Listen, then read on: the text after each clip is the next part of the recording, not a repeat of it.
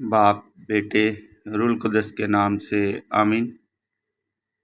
आए मेरे अजीज़ों, आज हम बाइबल स्टडी में मलूक की किताबों से हम क्या सीखते हैं, इसके अहम नकात की तरफ देखते हैं। नंबर 1 पे हम देखते हैं अहम नुक्ता, मलूक की दोनों किताबें तारीखी ड्रामाई अंदाज में हैं। जो ज़लफ़ दाऊद और सुलेमान के खुशहाल और तरक्की याफ्ता अदवार से इस ड्रामे का पर्दा उठता है और बनी इसराइल की मायूसियों और नुकसानात जैसे सल्तनतों, यरूशलेम और हर चीज़ के अचानक और नागहानी तौर पर खो जाने से अंजाम होता है।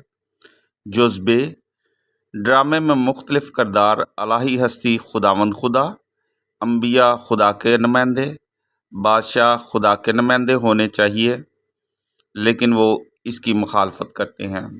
अवाम बनी इसराइल जो चरवाहे के बगैर भेड़ों की मानंद अपने बादशाह की तरफ से इधर उधर धकेल दिए गए हैं, वो हाशियाई लोग भी हैं। मुखालफतों, अदावतों और तजादात के बावजूद नेक नीयत और पुख्ता इरादा रखते हैं। जो जीम मजमूई तौर पर बनी इसराइल खुदा के साथ किया हुआ अहद कायम ना रख सके और यही इनके ज़वाल का बायस बना।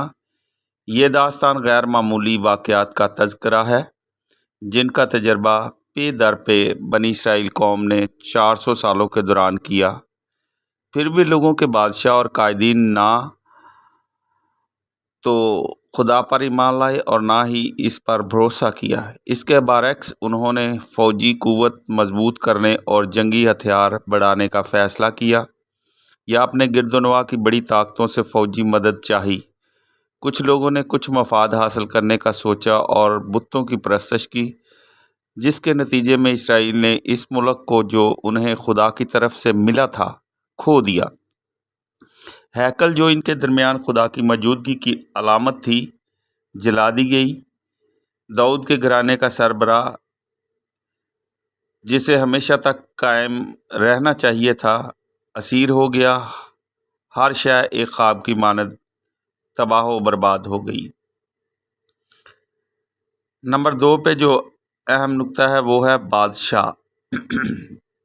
जो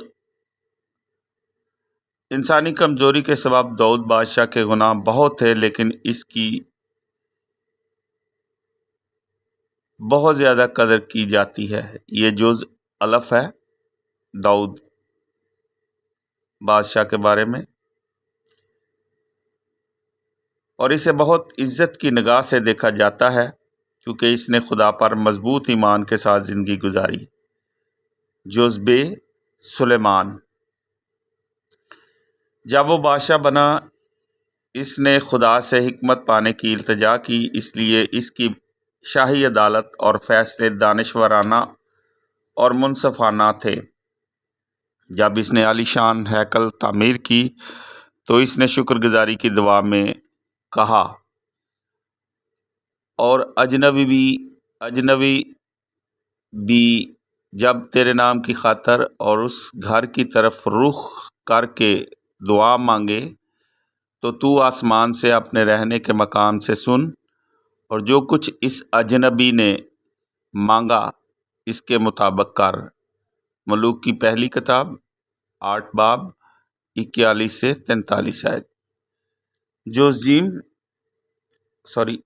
लेकिन इसकी अजनबी बीवियों के बायस इसका दिल बरगश्ता हुआ और इसने खुदावंद के अहद की पूरी तरह पैरवी ना की और अपने आसपास के लोगों के मताहत हो गया। अभी हम देखते हैं जोजीम, हिजकिया और यूशिया। सिर्फ हिजकिया और यूशिया 2 बादशाह ऐसे हैं जिनकी दाऊद की मानद बड़ी ताज़ीम की जाती है। ख़ास तौर पर जिस तरह से यूशिया बादशाह का कत्ल हुआ, इससे सारे लोग बहुत मुतासर हुए थे। ये रासबाज शख्स जिसकी मौत तेरे छेदने से हुई, हमारे लिए मसीह मसलूब की एक शबीह है। इसके साथ मुलाजा आप फरमा सकते हैं ज़िक्रिया 12 बाब 9 سے 14 آیت۔ ابھی آگے دیکھتے ہیں جز دال۔ یروشلم کے دیگر بادشاہ شریعت سے وفادار نہیں تھے، یہاں تک کہ جو وعدہ ناتان نبی کی معرفت ان تک پہنچایا گیا کبھی بھی بحال اور پورا نہیں ہوا تھا۔ جز ہے، شمالی اسرائیل کے بادشاہ کم و بیشتر اچھے سیاستدان تھے، لیکن چونکہ ان کا تعلق داؤد کے گھرانے سے نہیں تھا، اس لیے مکابین کی کتاب میں اس کے بارے مکمل اور مفصل بیان نہیں ملتا۔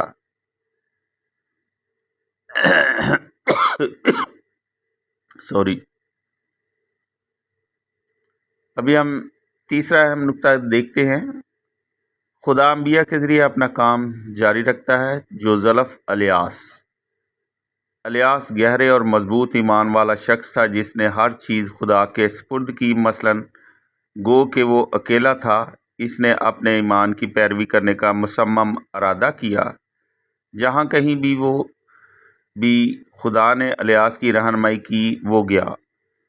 جیسے یوشیا نے آباء و اجداد سے التجا کی، ویسے ہی الیاس نے کوہ کرمل پر کاہنوں اور لوگوں سے التجا کی، سختی سے ایک فیصلہ سنایا کہ کب تک تم پہلے ایک ٹانگ پر لنگڑا کر چلو گے اور پھر دوسری پر؟ اگر خداوند خدا ہے تو اس کی پیروی کرو، اگر بال ہے تو اس کے پیچھے چلو۔ الیاس نے کوہ سینا یعنی حریب پر پناہ لی، مقدس مقام جہاں پر موسیٰ کو الہام ہوا اور خدا کے ساتھ عہد باندھا۔ جہان سے بنی اسرائیل کے ایمان نے جنم لیا، وہاں سے باد نسیم کی آواز آئی اور الیاس نے خدا سے بات کی۔ خدا ایک زندہ ہستی ہے، وہ اس عہد سے جو اس نے باندھا ہے کبھی بھی منحرف نہیں ہوگا۔ اپنے منتخب اور چنے ہوئے لوگوں بنی اسرائیل کی بربادی اسے خوشی نہیں دیتی۔ الیاس کو ایک بار پھر اس بات کا یقین دلایا جاتا ہے۔ بنی اسرائیل نے تباہی و بربادی کی راہ پر تیزی سے اپنا سفر جاری رکھا، لیکن آخر پر چند ایک لوگ رہ جائیں گے۔ انہیں آگاہ کیا گیا اور ایک نئی ذمہ داری سونپی گئی۔ جب بادشاہ نے ایک غریب آدمی کا تاکستان ہتھیا لیا اور اس پر قابض ہو گیا تو مستقل مزاج اور پختہ ارادے کا مالک الیاس اس کے خلاف اٹھ کھڑا ہوا اور مساوات کے تحفظ کے لیے آواز بلند کی اور انسانی احترام اور انسانوں کے درمیان باہمی انصاف کے لیے لڑا۔ الیاس موت سے گزرنے کے بغیر آسمان پر اٹھا لیا گیا۔ الیاس کا اپنے شاگرد الیشع کو اپنی چادر دینا اس بات کی طرف اشارہ کرتا ہے کہ راست باز انسان موت سے نہیں گزرتا اور ہمیشہ زندہ رہتا ہے۔ کہا جاتا ہے کہ خداوند کا دن آنے سے پہلے خدا الیاس کو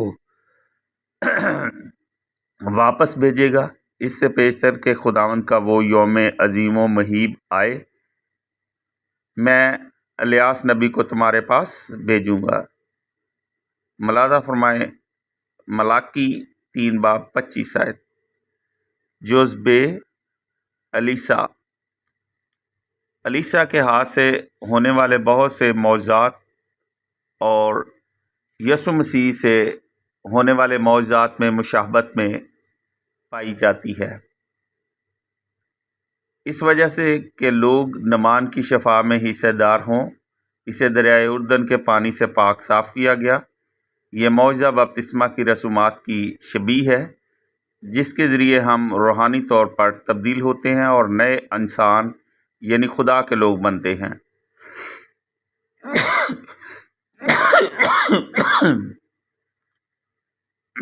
چوتھا اہم نقطہ، ہیکل نشان ہے کہ خدا اپنے لوگوں کے ساتھ ہے۔ یہ وہ جگہ ہے جو خداوند کے نام سے منسوب ہے۔ یہ خدا کے اپنے لوگوں کے درمیان موجودگی کا نشان ہے۔ یہ وہ جگہ ہے جہاں خدا اپنے لوگوں سے ملتا ہے۔ جز بے، ہیکل کا صحن وہ مقام ہے جہاں کاہن، لاوی اور لوگ اکٹھے مل کر اپنی مختلف ذمہ داریاں نبھاتے اور فرائض انجام دیتے ہیں۔ یہ لوگوں کے ایمان کو وسعت اور گہرائی دینے کے لیے بہت اہم جگہ ہے۔ جو زین خدا کو ایک عمارت میں قید یا بند نہیں کیا جا سکتا، اور ہیکل کسی قسم کا جادو کا عمل نہیں ہے۔ خدا اپنے سب لوگوں کی حفاظت کرتا ہے، لیکن عبادت گاہ مکمل تحفظ کی ضمانت نہیں دیتی۔ جوزدال مستقبل میں ایک نیا دور آئے گا جب یسوع مسیح کے وسیلے سے آسمانی باپ کی حقیقی اور سچی پرستش ہو سکے گی۔ پانچواں اہم نقطہ، بادشاہی اور سرزمین۔ کنعان جہاں دودھ اور شہد بہتا ہے، وہ ملک ہے جسے خدا نے اپنے چنے ہوئے لوگوں کو دینے کا وعدہ کیا تھا۔ یہ خدا کی بادشاہی کا نشان ہے جس پر مسیح حکمران ہوگا۔ چھٹا اہم نقطہ، انسانی دل کی گہرائی میں برائی پنہاں ہے۔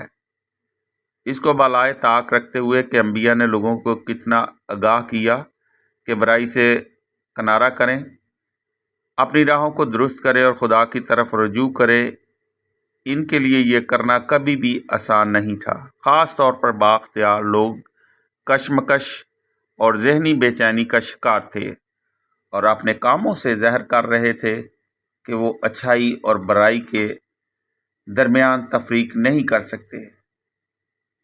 یہ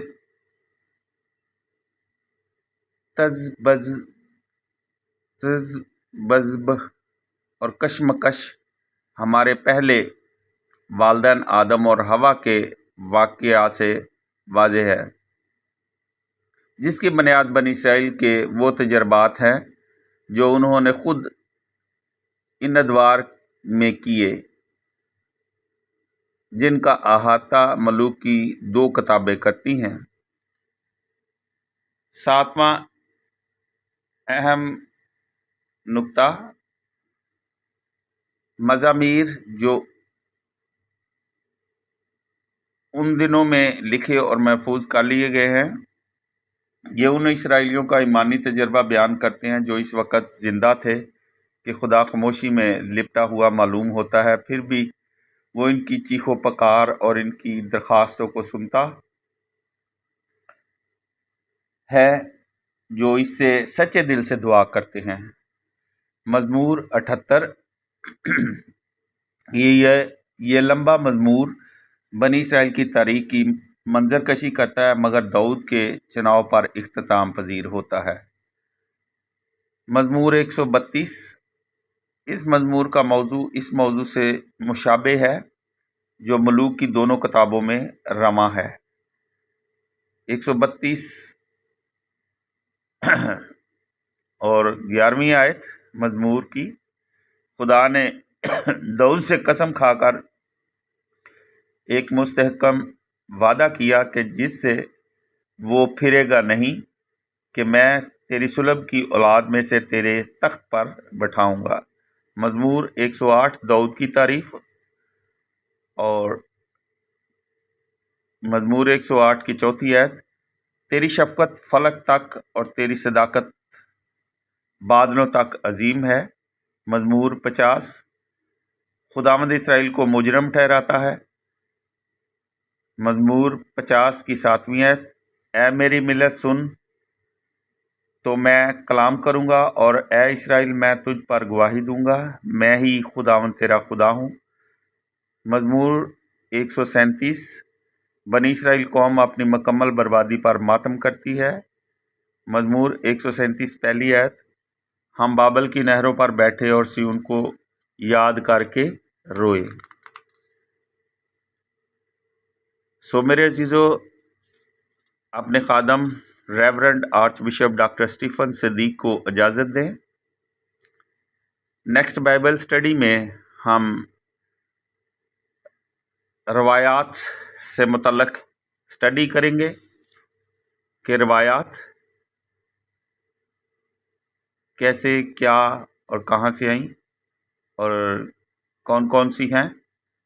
اپنے خادم کو اجازت دیں۔ خداوند ہم سب کے ساتھ عبدالآباد رہے اور اپنے کلام کو پڑھنے، سننے اور اس پر عمل کرنے کی توفیق عطا فرمائے۔ آمین۔ خدا باپ، بیٹے، روح القدس کے نام سے آمین۔